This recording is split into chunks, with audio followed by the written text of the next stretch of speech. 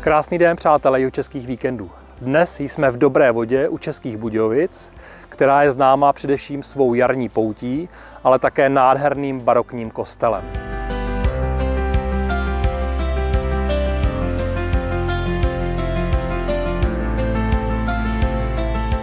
Kolem kostela vede tato křížová cesta, toto je první zastavení.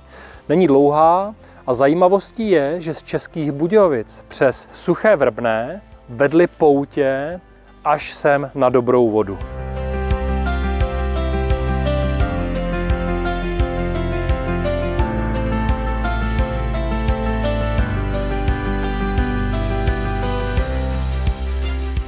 Dobrá voda je někdejší vyhledávané poutní místo, lázně i horní město, kde se těžilo zlato.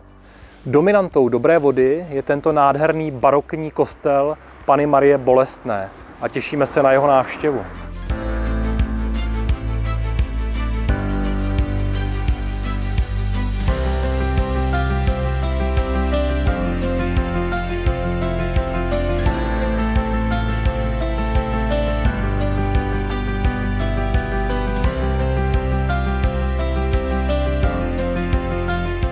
Kostel má oválnou loď, velmi bohaté vnitřní zdobení s biblickými motivy a především pozdně barokní oltář.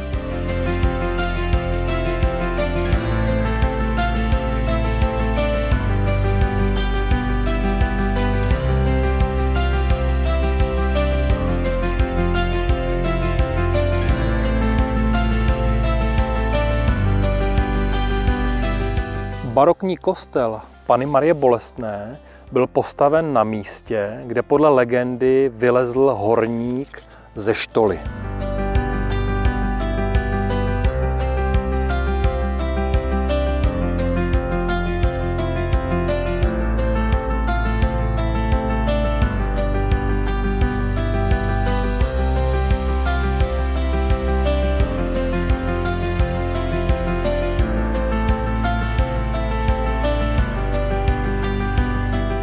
Kostel má oválnou loď, konkávně prohnuté západní průčelí s hranolovou věží, presbytář obdélníkového půdorysu a dvě mělké boční kaple.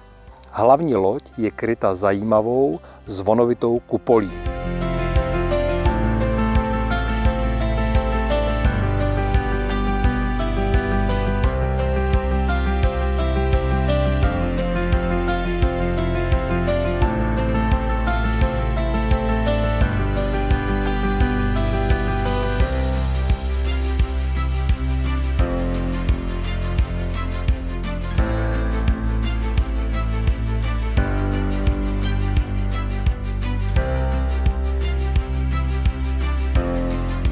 Dobrá voda, kromě hornického a poutního místa, bylo i místo významné lázeňské.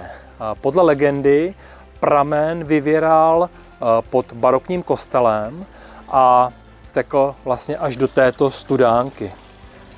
Měla by to být opět nejen dobrá voda, ale i zázračná voda.